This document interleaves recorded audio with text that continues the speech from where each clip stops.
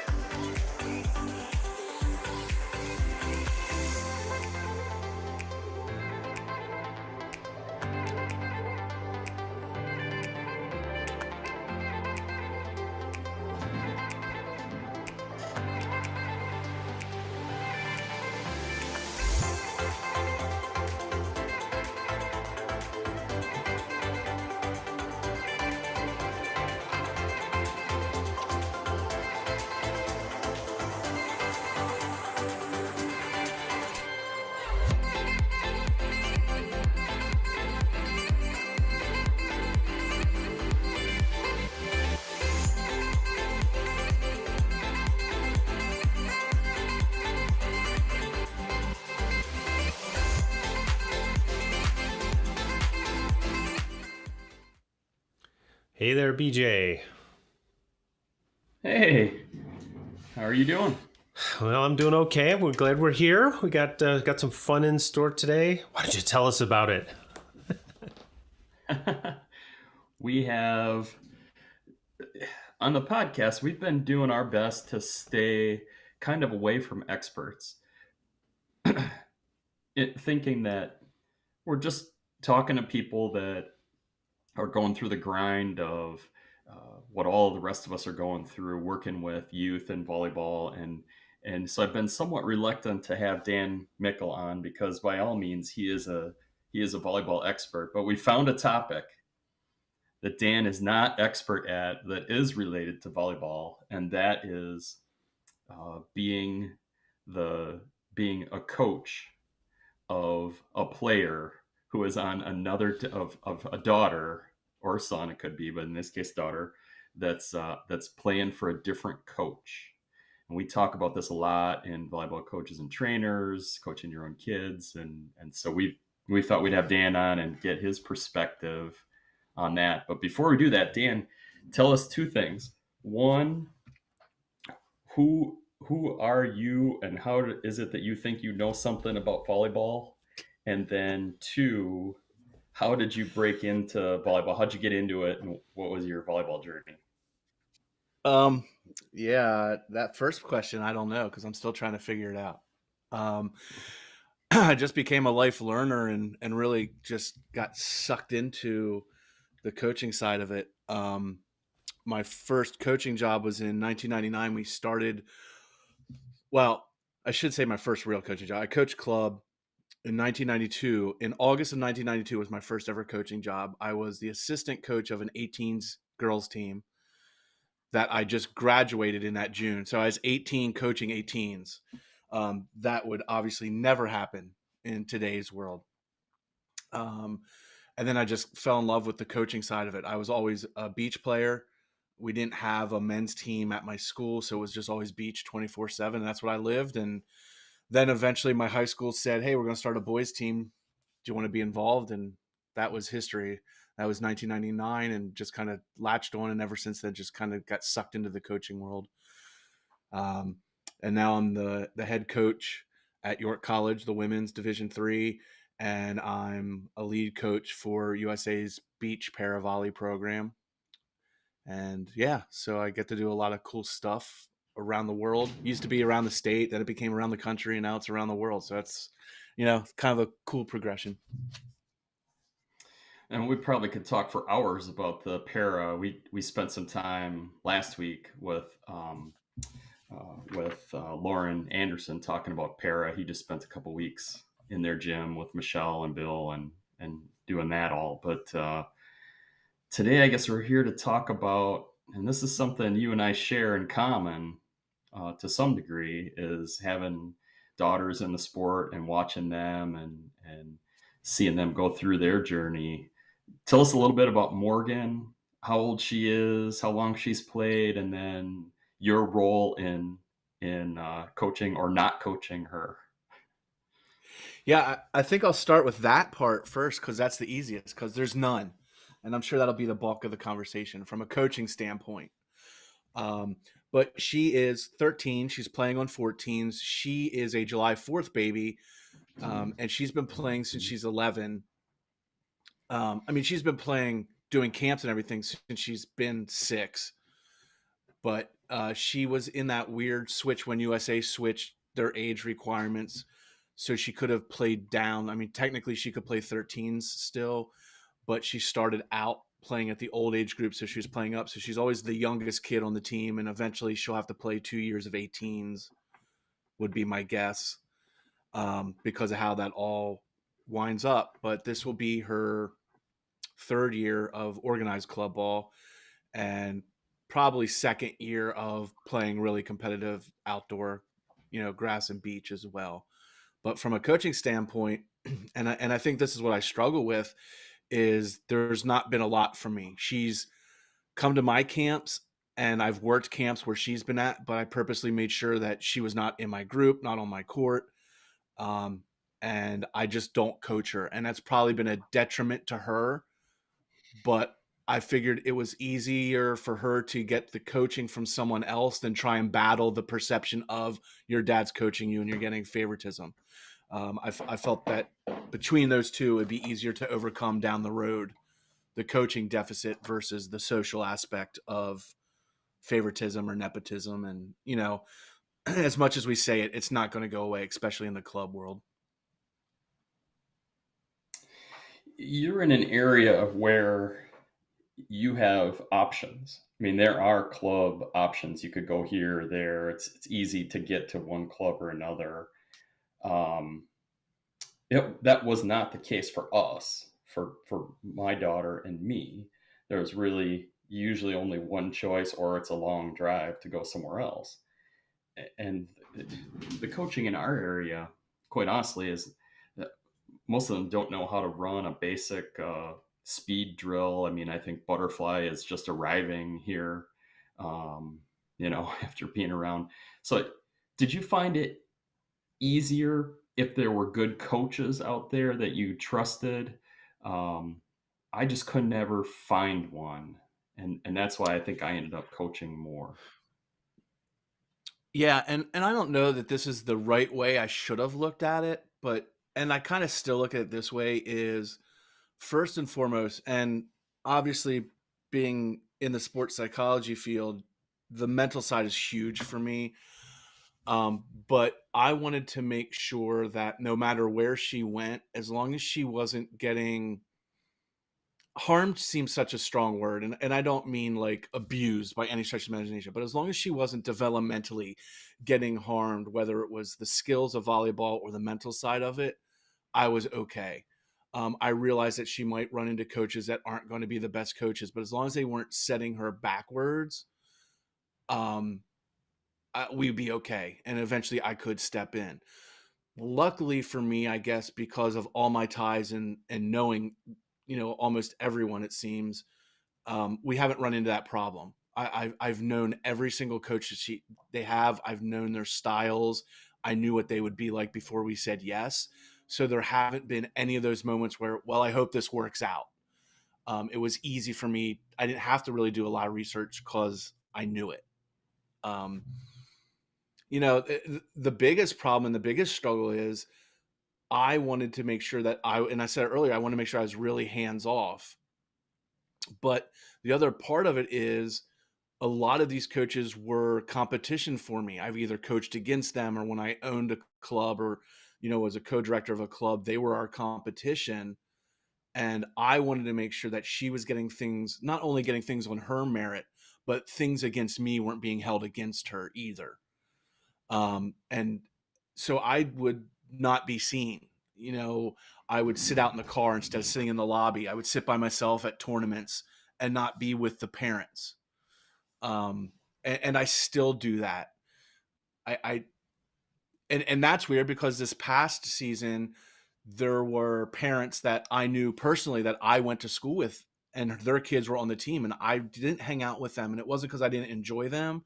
It's just I didn't want to get in that perception of, oh, hey, look, there's Dan sitting with the parents, and the parents are upset about something. We know where this is coming from. But on the same side, I felt like maybe I could have been a little bit more of an advocate for Morgan. But on the other hand, one of the things that we really work on is making sure she's an advocate for herself. So on that aspect, I didn't worry too much. But it's really, I think it would have been easier if I was just her coach, I guess is the short answer. It could have been really easy just to say, hey, I'm going to coach you. What club can I go to where I can be her coach? And I think it actually would have been easier on both of us than going through what we go through now. That's the question I have is I only had to do it for a couple seasons, and I sat in the gym watching our daughter play for her high school team. I coached her through her whole club career, but at the high school, I got to watch, and I knew, just like you, I knew the coaches, and both of them in one way or another said, "You make us nervous." Being here in the gym, like I'm worried about making sure I do things right. And then, me, I'm totally approachable. I'm not judging. I just, let's, go ahead and play. But how are you dealing with that part of it? It's actually pretty easy. So I have a process, and I follow it every year now. I'm sure, every region's different. So in our region, the offers go out via email. All the offers go out at one time for the whole region. So, you try out on Saturday, Sunday, even Monday or Tuesday, but no offers can go out to players until Wednesday. And then you have 48 hours to, accept. So we do the tryouts, and I let her, go through the conversation. But then when we accept, we get the email, hey, you're offered this spot. The first thing I do is we accept. Hey, Morgan is excited to, actually now it's Morgan sends the response. I'm excited to join your team. We accept. And then I immediately follow it up with an email saying, hey, I know this could be awkward for both of us, but I want you to know that I am 100% here to support you as her coach and the coach, but I am not going to stick my nose in it. So I don't want you to feel like I'm upset or being cold, but I don't want to bring that drama in. So if you want anything from me, you're going to have to ask me. I will not volunteer it. And it's going well. I mean, again, we're only 2 years into it, 3 years, starting this year. So that may change over time. But I wanted to make sure that they knew, because the other side of it is, if I'm quiet, then people assume that I'm upset about something or I'm not involved. And I want to make sure that they understood that. Like, no, if you're harming, or I think there's a red flag, yes, of course I'm going to step in and say this is the issue. But look, I get it. We're all going to make mistakes. You're going to make coaching decisions that I don't agree with, but you also are going to have more data points and more things that that maybe I'm not privy to. I watched Penn State play last night and lose against Pitt. And already some people are questioning some decisions. And I'm like, I'm not going to question any of those decisions that Russ made, because I don't have all the input. I don't know what they have going on. So that's just kind of how I look at it. I'm not going to throw my 2 cents in. Now, if you come up to me and say, hey, what do you think, or what did you see? Then we'll have that conversation. But it's really tough. And I'm an introvert to begin with. So you add that into it and it can be a little uncomfortable. That's that happened to me twice. Both of the coaches, as soon as you walk in the gym, they want to come up and say, hey, how's it going? What do you see? And I'm like, look, this is great. This is the last time that we're going to talk unless you come and talk to me. Is the same thing. I'm just going to sit and watch, and I'm not saying anything to anybody. I'm just going to be a parent and watch what happens. And it seemed to work okay. I don't know how the other coaches felt, because I never asked them after the season, how did you feel with me standing there looking over your shoulder? Because that's an awkward conversation. But it seemed to work okay for me. How's it working for you? It works really well, actually. But it's funny. When she played U12s, her coach was a player that was playing high school when I was coaching high school. So, and it was a great pedigree family. So I knew the whole family, and she was a grinder player, the kid that you have to kick out of the gym and just wants more reps. So I knew what coaching style it was going to be. But the caveat was she had both of her daughters on the team with Morgan. So now we're in the situation where my daughter's on the team, but the coach's 2 daughters are also on the team, and the one daughter plays the same position as my daughter. And Morgan and I had a really long talk about that. But I have to say, the coach handled it beautifully. Like, there were times that I was like, Morgan, she outplayed you. Like, you can't be upset. She outplayed you. And it was handled very well. At no point did I feel like there was any nepotism. And I think it goes to, she probably had the same mindset that I do on why I don't coach Morgan. And it's not for the fear that I'm going to treat her better than everyone else. It's for the fear that I'm going to treat her worse than everyone else. That's why I don't want to coach Morgan. I'm afraid that I'm going to be so worried about everyone thinking she's getting preferential treatment that I'm going to go too hard on Morgan and not give her that opportunity. So right out of the bat, we've had that, I wouldn't say conflict, but we've already had that issue where she's playing on a team where the coach's kids are there, and it went well and she handled it. And then last year at 13s, she was being actually coached by a family that played at a rival school and I've known for years. We didn't have a lot of interactions, but they were good people and I enjoyed them. And it turns out they're literally my neighbor, like right over the hill.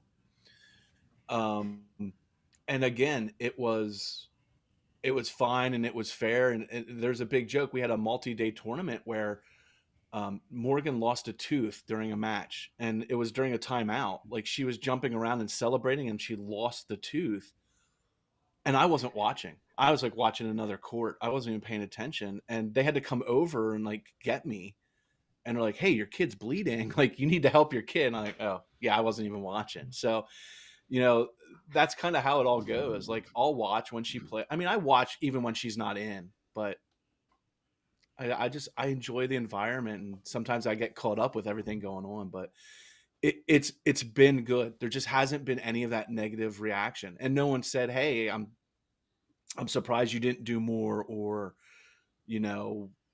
why aren't you more involved? Everyone just kind of leaves it alone, and it seems to be working out. Yeah, my experience with my son was different than that. I would have conversations with the coaches, and I basically at the beginning said, I'm not coaching you, period. And different than you though, Dan, I was still starting my coaching journey. I started around 2001. So I was learning, and he played through 2006. And so but I was actually coaching for his club on the girls' side while he was being coached. And my favorite, he was always playing up a year, so he got used to being on the bench, and that's not a lot of fun, but he came along with it. And my favorite story, we're going to this little tournament at North Central College, Park, and And his coach had had knee surgery. So he said, listen, this was back when we were all reffing. So he said, could you do the up ref for me? Because I can't get up there. I'm like, sure, I'll ref for. So I refed all day long, drove him to the tournament, refed all day long, and my son sat the bench the entire time. And I'm like, come on, throw me a bone here. And I didn't say anything to him, but it was kind of like, but later on in his high school career, he was, they kept moving him he was lefty, 6'1", 6'2", actually, and pretty good setter. Not super setter, but pretty good. And they kept moving him back and forth. His senior year, he's playing right side, and he gets a cramp after an all-day tournament. They take him out. They put in a 6'5" basketball player. Never started again after that day. And the kid wasn't very skilled, but he had learned how to be a teammate. And I had a parent come up to me at the end of the season and said, I want to tell you, I think your son was the most valuable player on this team. And I said, okay, tell me about that. And he said, I saw what happened to him, and he didn't pout. He sat there and he taught the guy in front of him what to do. He took the time to be excited about the team. The team had the best record in 10 years, and that matters. And it was nice to have a parent note that. But I think if I'd been involved coaching with him, I think he might have had a different attitude about kind of learning what a role of a team player is. So that's. So that's one of the benefits of staying hands off. But I will have conversations if they want to, But again, it's if they approach, or I might strike up a conversation. But it won't be about craft. And if they get into what do you think about this, then I'll share it. Yeah, and this year was interesting because we switched clubs.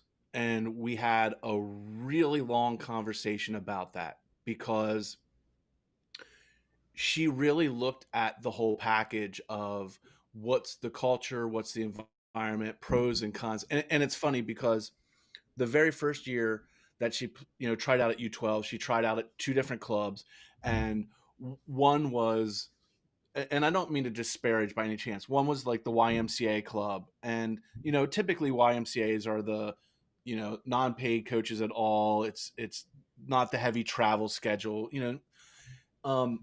and the club that she eventually started playing for. And after tryouts, I said, okay, I need your list of pros and cons for each one. And her pros for the Y were the water fountain was colder and the water tasted better at the Y. And it was just, but it was like that for both of them. I liked the lighting at the other, the dedicated facility. And now when we do it, it's, well, this coach has this pedigree and my role is going to be this way. So watching her develop and see it and become that team player was big for me. And much like your son, my point to her has always been, whatever your role is or whatever you're going to do, you have to give it 100%. If you're not going to be on the court playing, you need to be the best support player on that team. And I think that was a challenge, not for her to do, but it was a challenge for people to accept, because most people don't get that.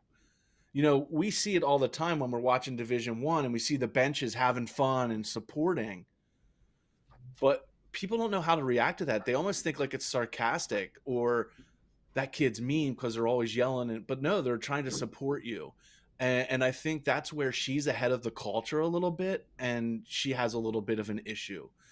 She's trying to help her teammates, and sometimes it comes across as she's telling them what to do when she's just trying to give them more input. And I think that's probably the biggest problem that she has, being a coach's kid. Like, she sees how I coach and what I want to do, and she tries to do the same. And there's times when the coach is like, okay, I need you to take a step back and let us coach and you just play.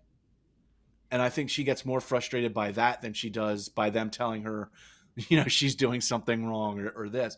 I literally think she gets more frustrated when she's not allowed to help coach. Yeah. And I think exactly what you said is where we fail. And I gave a talk yesterday at a clinic about culture, and we just don't teach it. We don't teach the little things. We don't teach people how to be bench players, but we expect them to be good bench players. When's the last time you heard a coach address, okay, this is how I want to be the bench, and this is what I want you to do on the bench, and actually work on it, versus, man, I hope my bench is this way and I hope my bench is positive. That is literally something that you can train and something that you can work on if you're willing to take the 5 minutes per practice to work on it. But we're taking reps away from hitting or taking reps away from setting. And I think that's probably the problem that she struggles with, is she sees all the little stuff and the stuff that I really focus on. And I'll be honest, there are a million coaches that are better at the X's and O's than me. And I know that, so I don't try and out X and O them. I try and out, mental them and change it.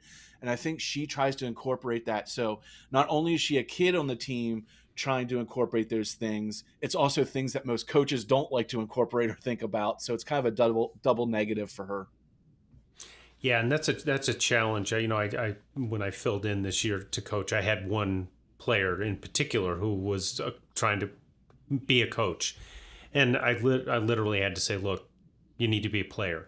And I think that's while it's hard because you can see all the places to improve, you've got to kind of pick your spots. And at the junior high level, there's not much drama in junior high. It's I remember when my daughter went into junior high and the vice principal said, "You do not know your children. For the next 2 years, they'll be aliens, and that's how they are. And it's okay. Don't worry about it. They'll get through it." And it varies for every kid in the maturity level. But I think it's important for them to kind of start figuring out, okay, I see it more on the girls' side, but I see it on the boys' side as well, when they're trying to be helpful versus when they're trying to be bossy. And that's a real challenge. And if to figure out how to do that is a great skill for them to develop. And sometimes I'll have to talk to my players. I'm like, you're giving them a little too much input. Just let them try to understand what they need rather than what you want to tell them. Yeah, and the crazy part is, if I look at it, Morgan this past year has probably coached more games than most of the coaches that she'll have, because she was literally on the bench with us all season as much as she could at the college. And it went from, well, I just don't want to sit by myself in the stands, to I actually want to be part of this team, to the next thing I know, she's leading the huddles. I mean, at the end of the season, she was the last voice my team heard before they went back on the court. And there were two matches where she couldn't go, and my team was upset about it. Like, where's Morgan? Like, and it was because she brought that passion, but also the knowledge. It wasn't just a kid coming out being like the hype kid, like, let's go. I mean, she was literally like, hey, this team is changing the pace on you guys, and you don't realize it. They're slowly making the game faster, and you're still playing slow. You guys got to pick it up. And Lance, my assistant, and I just look at each other like, that's exactly what we would have said. But because it's coming from her, they're like, oh my gosh, even she can see it. So she's getting that. And I think, and I guess you guys will probably ask her when she comes on, but I'm convinced that she would rather go to a school like Penn State or Purdue and be a manager than actually play for a Division III or Division II school. And I don't think it's a slight on the playing. I just think in her mind, she knows she wants to be a coach, and she likes that aspect of it. Because when we watch, and this probably annoys her, is she just watches everything. She took my Baller TV account. So like when I'm out recruiting, I have to ask her to stop watching so that I can actually watch my recruits, because she watches everything. She's seen every single Sweet 16 match since 1999. She's gone back to every YouTube channel. She knows every player. And her talks with me aren't about, what do you think about, this player, and she's a really good player. It's, why is the coach doing this, and why do they run a defender up, and why aren't they running a 6-2 if they have this girl on the bench? It's all tactics, and it's not about the individual skill and how she can get better as a player. It's about how she can get better as a coach. And all our conversations are that way. Well, you guys could have done this better. Like, you know how you worry about what's that talk going to be when you get in a car with your kid, and you don't want to hound the kid about how they did. When we get in a car after one of my matches, she asked me, well, what do you think you could have done better as a coach to help your team today? Like, she starts that conversation. So, you know, I think that's great, but I think sometimes I want her to just go out and be the player sometimes. And I think that's the struggle that she has. And I think that goes back to me not being involved enough with her. But And it's hard to say. Is It's she like, go ahead, BJ. is she coming to you and asking you for playing advice at all? I mean, I'll ask her that too, but yeah. Yeah, but she also knows that I'm more Yoda than Superman. Like, she knows that if she asks me, I'm not going to say, yes, here. The first thing is go, well, what do you think? And I think she knows that's how it's going. So she just automatically skips coming to me and then just starts that self-awareness process. Because cool. she just knows that I'm not going to be like, oh, yeah, you need to do this. Unless it's a quick fix. You know, I treat outdoor like outdoors should be treated. I don't sit court. I'll sit courtside and watch her when she's playing outdoors, but I won't actively coach, even though, you know, we're not supposed to, but people still do. I won't cross that line. But if she has a back-to-back, there are times that I'll say, hey, you might want to serve this team short, or you might want to try this, just because it's a lot easier in that quick time frame to give her that advice than to say, well, what do you think? And let's figure it out. But for the most part, I want her to be self-aware, and I want her to tell me why she's making the decisions that she's making. Well, coaches see things that players don't. So if she's being a good coach and also a player, she should know that. She should know if she's playing that there's somebody on the sideline that may see something that she isn't, because she's doing that as well, right? Yeah, and it's funny because her coach this year made a comment in passing last week. You know, they've been, her first official practice is today, but they've been doing, you know, a week or so of open gym for the club, and her coach just made the comment that your daughter was getting really upset with herself at practice, but she wasn't doing anything. She was getting upset because she was forgetting to cover the hitters. She's 13. Who covers hitters at 13? I'm like, she does. Like, that's, you know, but she was getting upset because she's not even involved in the play, but she was forgetting to do something that, you know, down the years she should be doing. And that's the type of player that she is. She's big picture, you know, oh yeah, you know, they're setting the complete opposite side of the court than I am, but I'm upset because I wasn't in my base defense quick enough. Like, just looking at that big picture situation. So I That's think cool. that maybe her struggle is switching her mindset from the coach's daughter to the player at times, and being a little bit selfish. So, Dan, we're going to make you go away for a minute, and we're going to bring Morgan in here. And Okay. it might be some fits and starts here, but let's see if we can get this going. And just so you know, we have not talked. Oh, I told her, good. like, be you, and we have not talked at all. So I'm sure I'll get thrown under the bus here, but have fun. I'll try not Hey, to. Morgan, how are you doing? Good. How are you guys? Doing great. Yeah, excellent. It's good to have you on here. Thank Thanks you. Nice to for see you guys spending too. some time with us. I have nothing else to do, so. So we just spent a half hour talking to your dad about sitting on the sidelines watching you play, and he mentioned that the reason you don't have anything else better to do is you've watched all the matches already for the NCAA tournament so far. Yeah, pretty much. I would usually go out and pepper during the summer to our roof, but it's a little too cold now to do that, and my balls deflate really quick. But yeah, I think I've watched every 32 match since 2017, and then every regional final and above since I think it was like 2000. maybe. Mm-hmm. So Mm-hmm. I'll do that if a match isn't on. Like today, I know they don't have many matches going on because everybody's kind of finishing up at their courts, and now we're going till the 9th. So Yeah. that's What about are you it. seeing so far? What do you see in the NCAA tournament so far? What do you like, and who do you see doing well in the next couple rounds?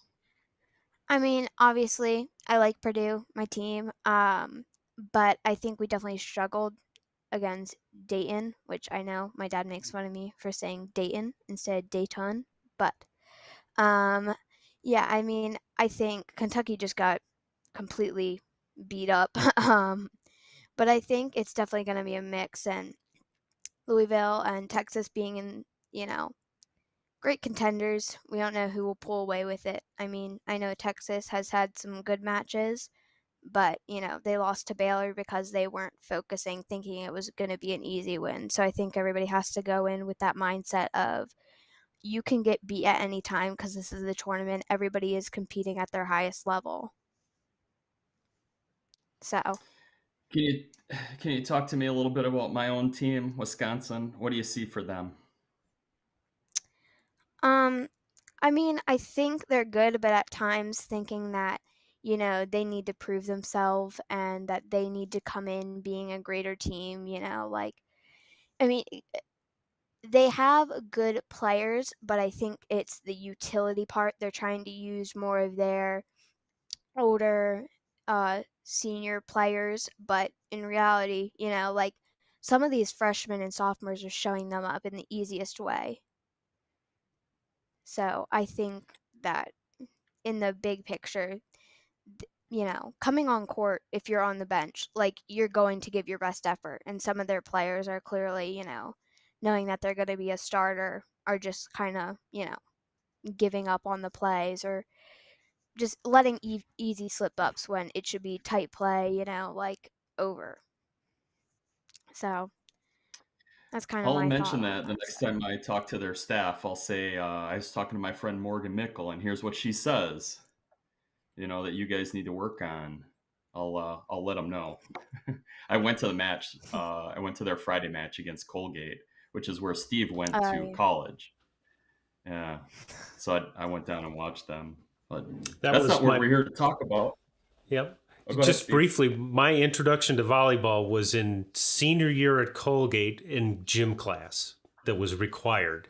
And I had a coach there who said, I'm going to teach you the entire game of volleyball in this first session. I'm going to call it a little bit easy today, and then I'm calling it tight. And it was instant, she said, instant volleyball. But that's how I got started. So it's a little different path, although it's 50 years before your time or so, Morgan. So a different generation. But the Colgate, I have You, Colgate to thank for Steve, that.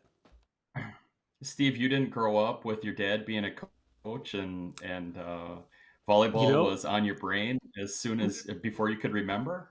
my dad was a really good, he played college football at Colgate, turns out, and was a very good basketball player. And I went through I want to try to be good with my dad. My dad was competitive, so I wound up being a soccer and volleyball player over time, and that worked out pretty well for me.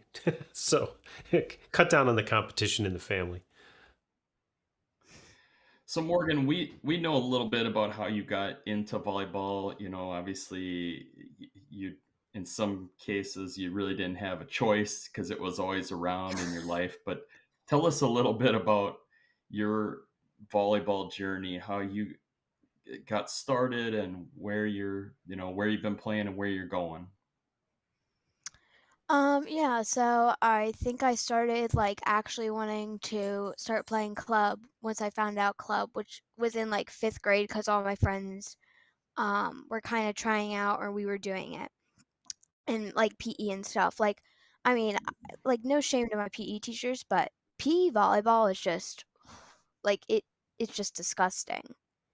So it was like I would be like, like nobody in 5th grade would know what a seam was, so you can't call a seam, so you were taking everything in back court. but it was like, kind of like, you have to play the biggest role you can if you're in that type of situation because nobody in that class knows how to play like you do. Um, yeah, and I think it was like when I first realized I kind of wanted to go into the whole volleyball thing was I think I was like I might have been like 6, and I went to this tournament with my dad. It was an outdoor volleyball tournament. It was a grass tournament, and we woke up at like 6 in the morning, and he goes, "Are you sure you want to go with me?" And it was immediate like, "Yes, I want to go with you." Like it's just like you want to play and knowing I wouldn't play because it's an adults like AA tournament, knowing I'm 6, like this little kid that can't even touch like the bottom of the net. But it's like, just like being able to watch that ball get like smashed into the ground. Like that's just like, the coolest thing ever. I'm like, I mean, of course it's kind of a goal to play in college. Um, but there's multiple different things that could go into that. Like I still have a bunch of years left to go, so I can't just say like, "Oh, yes, I'm automatically going to go to a D1 school in the Big 10 or whatnot." So it's kind of like you have to kind of wait and see what is happening and how it's going to go for me from here on out. So, What position or positions are you mostly playing at this point? um, I am right now, well, most pretty much every club I've played at, I've been playing a libero DS, usually subbing on for an outside, so a DS. Um, but I've been doing a little bit more of a right side recently, so just trying to get those reps in as a hitter just in case, So, How are the hands doing? You're happy with how your hands are coming along? Right side hitter. yeah, pretty well. I mean, like I don't think I'm going to be a starting setter for this season, but I think I be playing like beach and grass, like I think I definitely have some better hands than the rest of my team just because I'm getting him more of those reps in outdoor. So, you know, pretty All right. well. Well, So real the quickly, reason we wanted. Oh, go ahead. Yeah, yeah, go, real Steve. quickly, um, when you're playing with other players who are either more skilled or less skilled, how do you? What are some of the things that you do to try to keep them or help them develop, especially for somebody who's like brand new? I remember when I first started playing, I was fortunate because I was shanking balls all over the place. And every time I do that, I get frustrated, and the guys would be like, "Hey, just keep playing." But what do you do, and how do you help players who are just getting started? And also, how do you interact with people who might be more skilled than you are or more athletic at this point than you are? For beginner players, I mean, like, especially trying out for littler clubs, um, I think it was definitely like you like have fun because I think that's the first mistake I made going into playing club. Like I am so hard on myself when I literally don't need to be at all. Like it's, so it would be like even just like being like, "Hey, make sure you hold your platform. You'll definitely get a cleaner pass." Like it's just like giving them more positive feedback than negative because I don't think I say much negative about like players on my team or like even just in like open gyms or whatnot. But, just telling them that, it might be a rough start, but it's like you'll get better at it. Mm-hmm. And then for, like more like athletic players, like I know kids who play more sports than just volleyball, I feel are definitely more athletic than me because they're definitely playing pretty much like sports year round. But I think it's just like even with like being like, what can I do better to help you out, knowing that they might be like higher. Like I know this year I was a coach called my dad and was like, "Hey, we're looking for a 15s player and we were wondering if Morgan would be able to come play." And I think one of my initial reactions was, am I going to be good enough or level enough with these players, knowing that I am like 2 years younger than them? So I think it's Yep. just definitely like, like knowing asserting yourself, but at the same time not making yourself so asserted that you are trying to be a leader of your Hmm. whole entire group. Not in like a captain way, but like in a, you know, you need to start doing this, you need to start doing that. Like it's, kind of balancing yourself out Yeah, between no, that. that's one of the things as a coach that I'm still learning is each individual player needs, like, I have players who want me to tell them about every touch, and I have players who are like, coach, I know what I just did wrong, or I know what I need to do. I don't, and I'm, figuring out which ones need to hear from me and which ones don't need to hear from me is a challenge. It sounds like you've got that, you understand that as well, which is fantastic. Yeah. So Morgan, we want to get you on to talk about having having a dad who's a volleyball. Even if we don't say expert, is he knows a ton about volleyball. He's obviously Yeah. is one of the has risen to the elite status of coaches in the country, and you're out there playing, and he hasn't ignored you as a player. He's going to all your stuff, but he's really not actively coaching you. How is it having him on the sidelines and while you're playing? What are you feeling like with him there as your fan?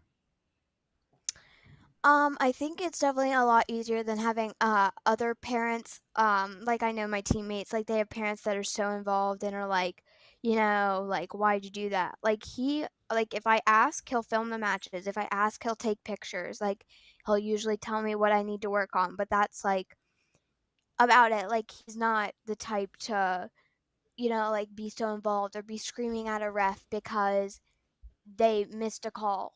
Like, like we're 13. We're playing, volleyball. We're not, you know, the highest level. It's not like we're going to die if a ref doesn't make a good call. And I think it's like a lot of people like at open gyms, like I would like there's a ball far out behind me, so I'll take one hand and scoop it up. Like people would be like, "Is your dad happy with that?" And I'll be like, "He doesn't care. Like I'm having fun. Like that's about it." Like I don't like, and they're like, "Are you serious?" I'm like, "Yeah, like you can go ask him right out there. Ask him what he's doing. He's probably writing a haiku or reading a book or taking a nap. Like he's not sitting in the gym. He's sitting in the lobby doing something productive, not watching a 13-year-old fall on her face because she didn't know how to dive that moment." Like but I mean, like he'll come to all my stuff, but like it's not in the way of he will try and coach me more than my regular coach would. Like that's it. Like he will help me if I ask for it, but if I don't ask for it, I'm not expecting him to go off on me. You're feeling like, So, uh, let me guess. Do you feel like you could go to him and ask him for any of the coaching advice that you want to get, or do you, um, he's listening, so you have to be a little bit careful. But would you avoid talking to him about something that you want, or how do you feel? How comfortable do you feel about going to him for the advice? oh, like uh, I'm comfortable with telling him anything. Like that's like I'll ask him for something and he'll tell me if he can help me or not. Like it's kind of just like, he's basically my best friend. Well, let's bring your I best would like, friend in here. yeah, let's get him in here. Sure,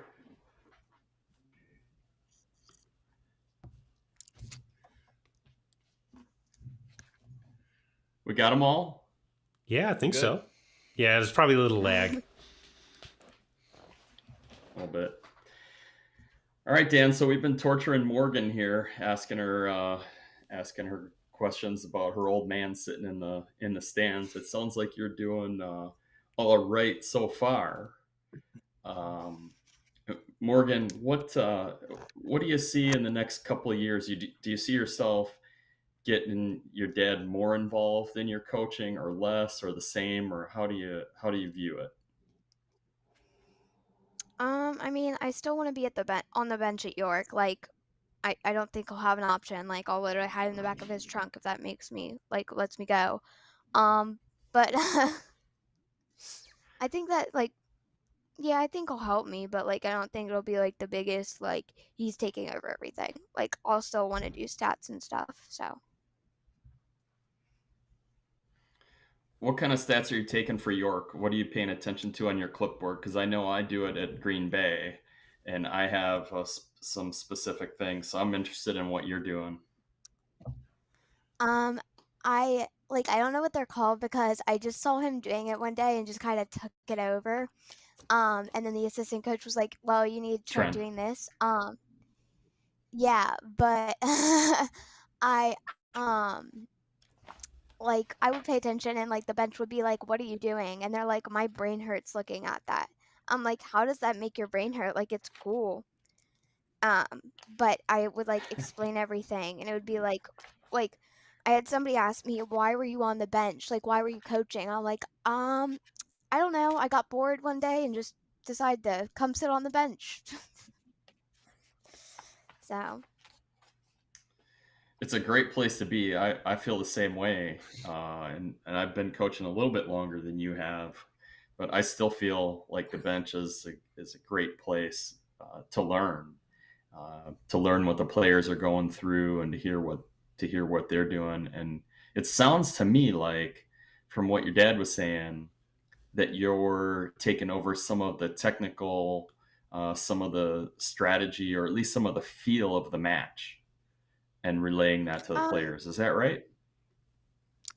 yeah, I would say that. I mean, like they're pretty chill coaches, but sometimes I think the players definitely need to like hype up and like need to get back on their feet and know that they're not just going to be lazy and sit in a match like this. Like even if it is an easy win, like there's still you still got to play. Like it's not sitting on your butt and just like, you know. So I think Got to like be a it's part of definitely the more of like match. yeah. So I think it's just like making sure that they're on their toes and you know if that bench is quiet like I'm not going to be like it's not going to be quiet on my watch like it's like if you're not on court you're interacting some way like I think that's pretty Do much you, like the thing I go by. when you're coaching, do you sit on the bench, or do you go and stand with the players down at the end of the bench? I think like I don't know if you've seen some of the pictures that the photographer took but the most recent ones I was standing with the players on the bench like beside the chairs. um I whatever I felt like doing. Like it was really just like I would just kind of roam around. I don't think there was really like a, you know, like I sat the whole time or, you know, like I stood the whole time. It was kind of like a mix of everything that you could possibly do. So, Wherever you need to be, right? yeah. Morgan, what kind of questions do you ask the players? Um, I think some of them were like it was a running joke and one time at a match I like the match was going so slow. It was like we were down like 2 sets to nothing and I came up with the thing because they call them sparts. So I go, would you rather be sparts or would you rather be farts? Because right now you're being a mix of both, and there's like not supposed to be a mix. And then we ended up going back, winning 3 straight sets in a fifth, and completely demolished them. So it was kind of just like, would you rather be like sitting doing homework right now, or would you rather be on a court playing? Like, you know. Cool. Obviously, a good motivational question. It's Newt Rockney out there. Yeah, yeah, and the Sparts. So we're the Spartans, so that's where the Sparts come from, and the Sparts are farts, and the Sparts not farts chant pretty much carried for the rest of the year when we broke the huddle. So It's if funny I how would have things said like it, no that one would have. happen.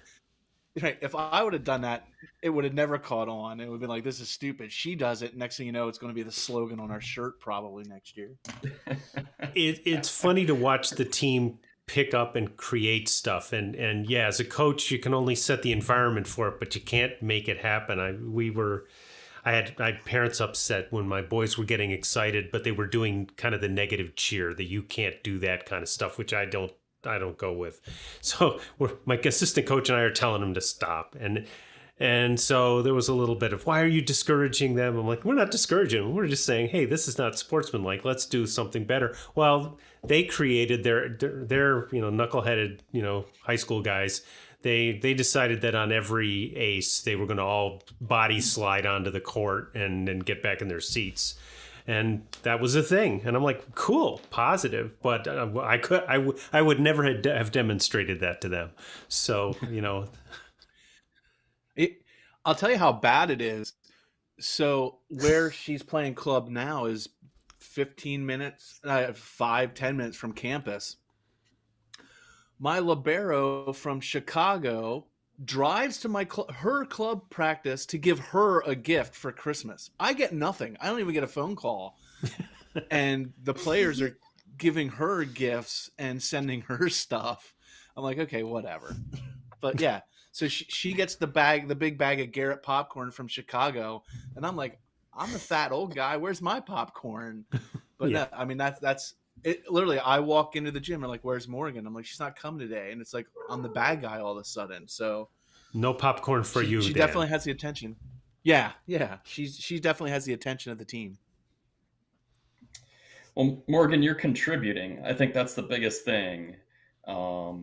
It feels like to me you've got a finger on that team. Where do you think that experience is coming from? Like, how do you know how to contribute to that? Is it from what you're watching, or just being around it the whole time, or what? Where does that come from for you? I think it's just like watching matches, like watching him coach. Like I know he's a very like quiet and like controlled coach, but I think like me, I'm kind of like the opposite in a way where I'm just kind of like, screaming, yelling, like not in a bad way, but like getting excited and trying to, like some people are like, if you show this energy, it'll reflect off of them and like, kind of they'll do it too. And so I kind of think that sometimes, like watching other people might not be just for you. It might be like you have to add your own twist onto it, I guess you could say. Are you getting doubted at all because of your age? I mean, you're 13, and well spoken, and obviously know your coaching vocabulary and what you're doing. Are there people that are kind of looking at you skeptically, like, what could she know? And how do you work through that? I definitely think it's like, yeah, I think people definitely doubt me because not only my age, but I'm definitely short. And it's like having a, taller dad. Like it's, people think that because I'm short, I'm going to be shy or I'm going to be like very controlled and like very, I don't know how you explain it, but just very shy. And so I kind of have to show up and like be like, not all people are like that. So I think it's definitely like when a coach will be like, we're learning, we'll say like covering. Like I already know how to do that. And my coach brought up I've never seen a 14-year-old cover like you do. Like we were literally just doing butterfly but with hitting. And I would go up and cover and they're like, "Why are you doing that?" It's like I don't know, like it's initial reaction. Like it's, like just knowing what I can do to make my team better. So How I are you think that's getting kind along of with like your own coach? Like, how's it going with your own coach? Because you know so much about coaching now. Are you and your club coach being able to strike a good balance between how much you coach versus how much you learn? we're like besties now. Like I've only known him for like 3 weeks, but like now he like really likes me because when we talk, I understand him. He doesn't have to explain everything as like, I guess you could say like baby talk. Like it would be like he can explain. And like now I think I've kind of changed my way of not being so like I guess you could say like coachy on the bench. It's more of a let's go, let's, like I'll scream out of nowhere just because I get bored. Like, I think just kind of balancing myself and, being able to know what he's talking about, and it doesn't make, like, it looks like wheels are turning in your head. Like, it makes sense and goes around. The sad part was just because of USA and how things are changing that I'm not going to the convention this year, but she was going to come with me. The plan was to take her to convention and pay for it so that she could do all the sessions and sit in and do everything. So maybe next year she'll go to Nebraska with me.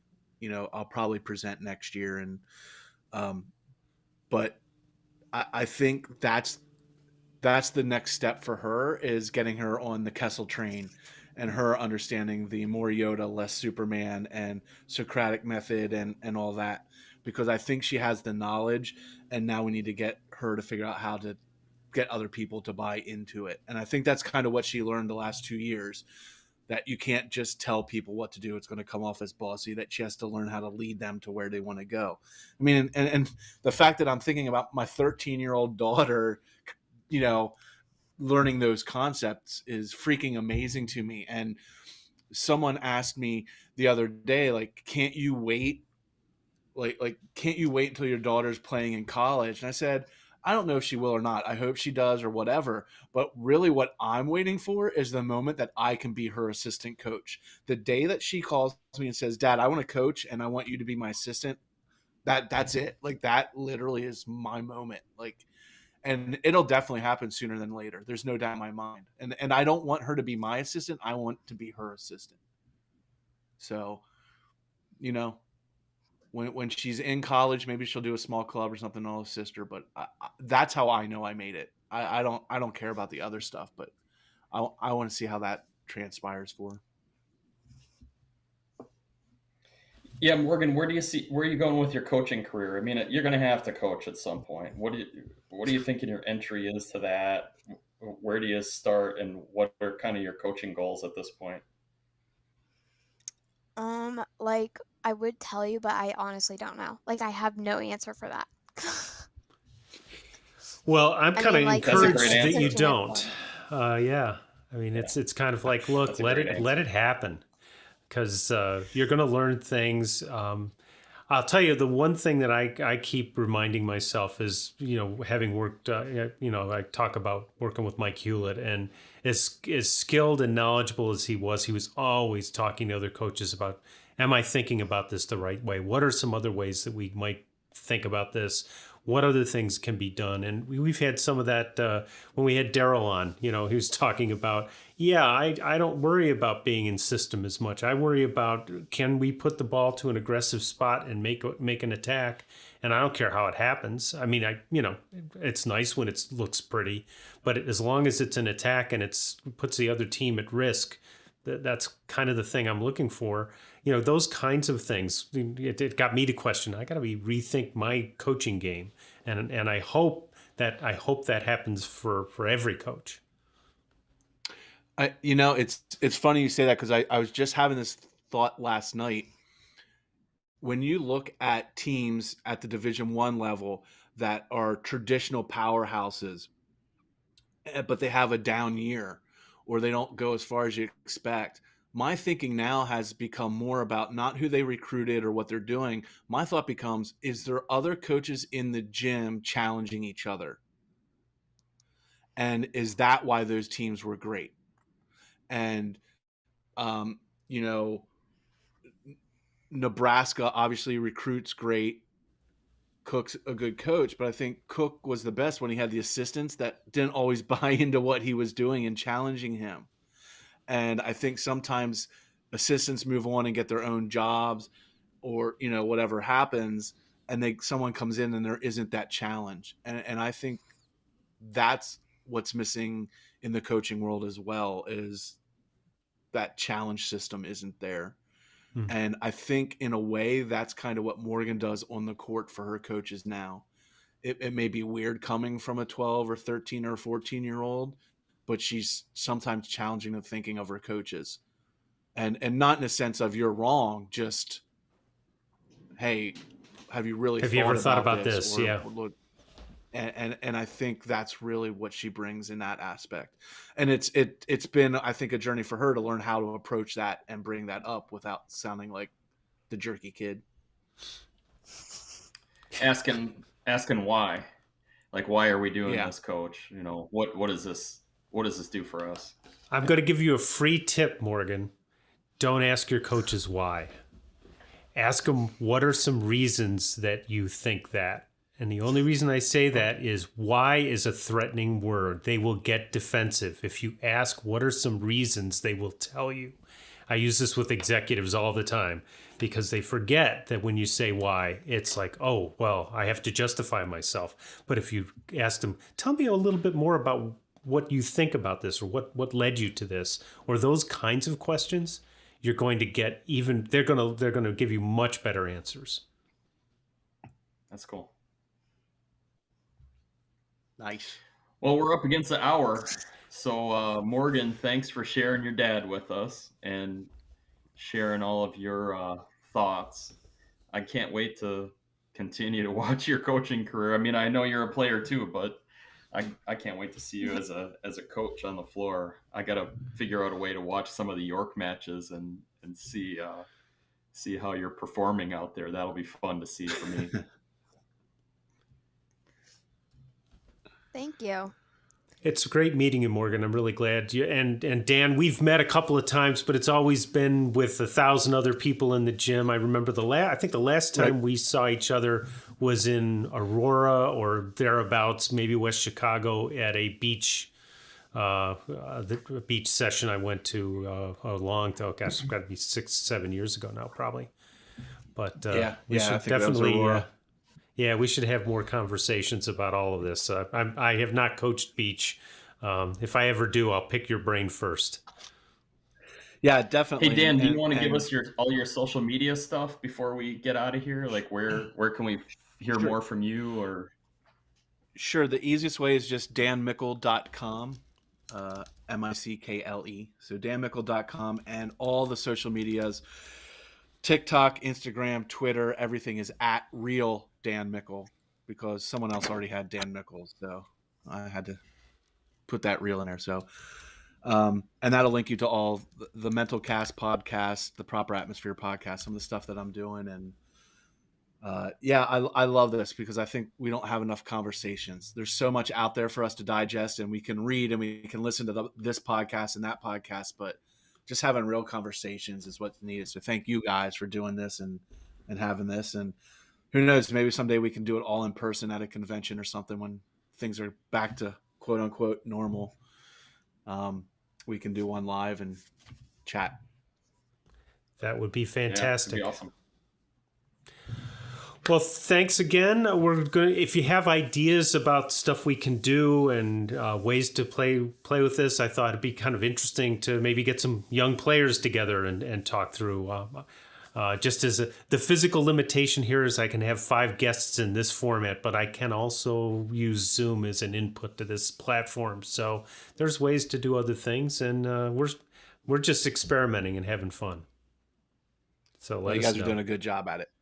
Yeah, no, you guys are doing a good job, and I like that idea. Maybe getting some players and other people, and I think that'd be a good idea. Cool. All right, well, we'll see you hopefully. Actually, I'm going to be off next week because I'm going to be with John Kessel and Marwan and the gang here in Arizona. But BJ and I will find another time that works and get some more of these going. See y'all later. Bye. See ya. Bye.